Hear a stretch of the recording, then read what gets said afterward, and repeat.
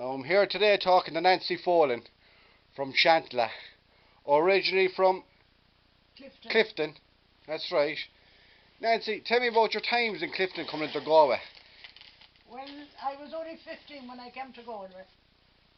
15. I was in England for a while, but I didn't like it. I couldn't take to England at all. So I came home from England then, and I stayed back home for a while, and then I came into Galway.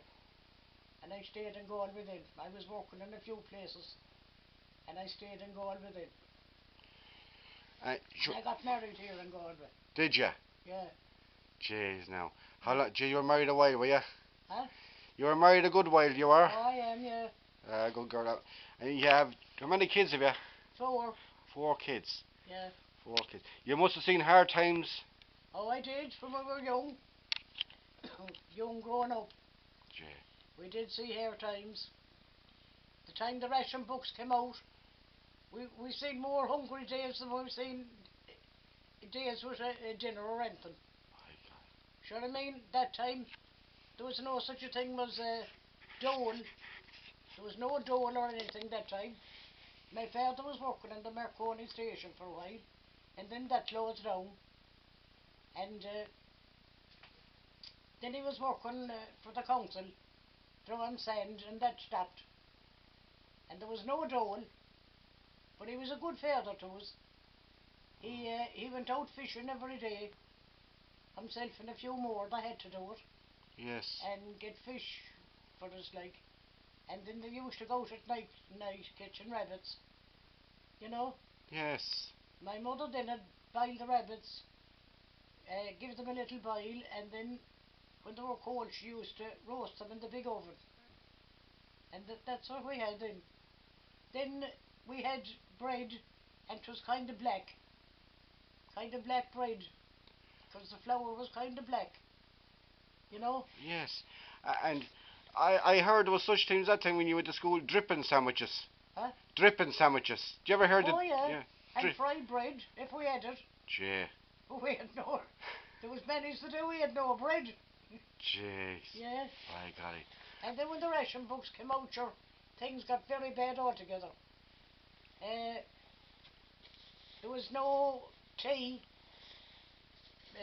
My mother would only get an ounce of tea where there was a house full of us. 15 or 16 of us in the one house. And she used to only get an ounce of tea. And she used to take the tea leaves and dry them again, trying to make tea for us again in the evening. Gee. And then she'd send us up the field for blackberries, and she'd put an apple through them to make a bit of jam for us, so she wouldn't give us dry bread. Oh my God, there was no such thing as rashers that time. Yeah. Or sausages or anything like that. You get nothing like that time. Nothing. Jeez. And then when we were going to school, you get old cocoa in the school with no sugar, no nothing on it. You couldn't drink it. And then you get a slice of bread with a bit of jam in the middle of it, and nothing at all along the sides of it. But you'd eat with the hunger. But then, after a while, lovely sweet cocoa came out. Oh, you didn't need any sugar or anything in it.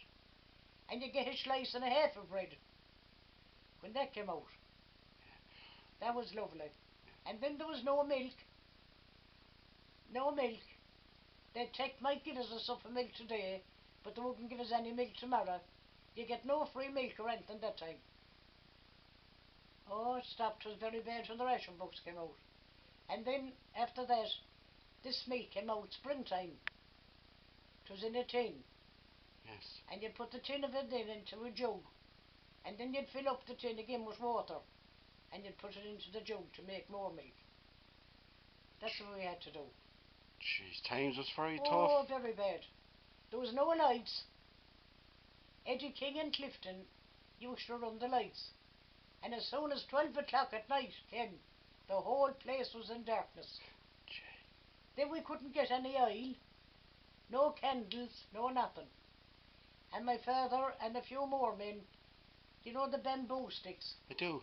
Well, they used to split them down the middle, and they tied them in at the ends with a bit of twine, and they used to put a bit of cord down on them, down on it, and they get old soot, maybe old soot down on the butcher shop.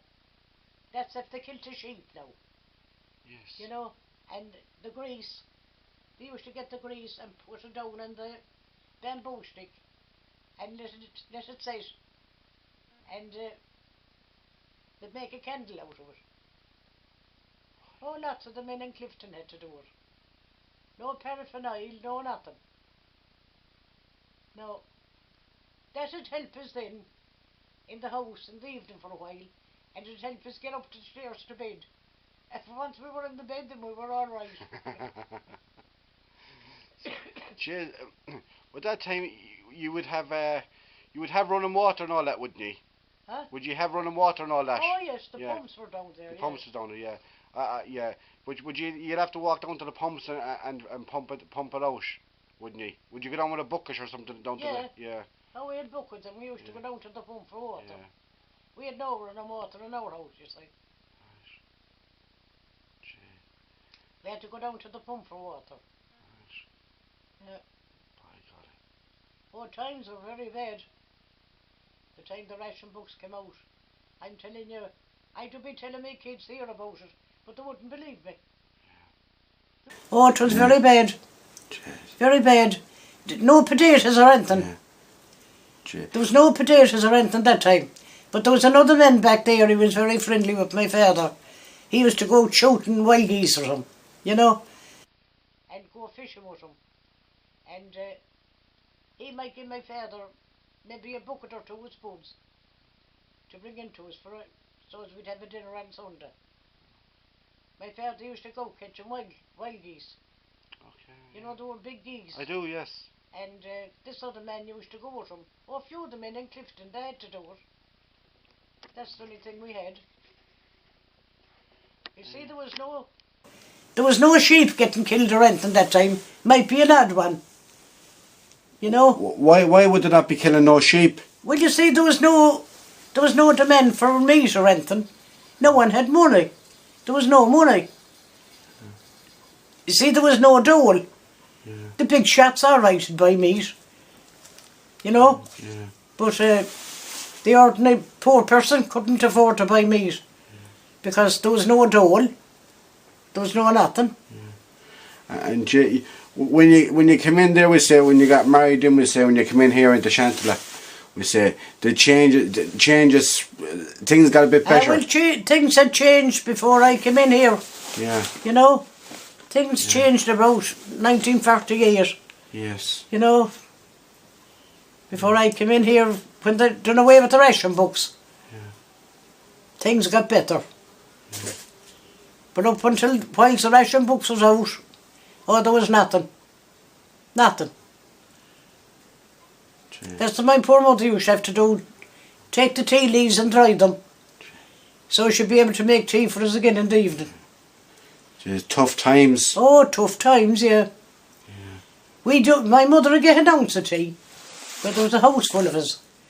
Well, if it was your father and mother now, there was only two of ye, she'd only get a half ounce of tea. And that had to do you for the week. You weren't getting sweets and chocolate back then? Oh, no. No, there was not. The only thing we had, thank God, was a fire. Yes. We had our own bags. You know, we used to all go down to the bags and out to the wood. We had to go to the wood for sticks, gathering sticks, till for a fire. And we say, is much of your family still alive now, your sisters and brothers? Oh, there is, yeah. They're all away in England. They're all in England? Yeah. Okay. I lost a lot of my family, all right. Did you? Yeah. Actually, that's the way. Yeah. We all have to go sometime, I suppose. We do. We do. Yeah.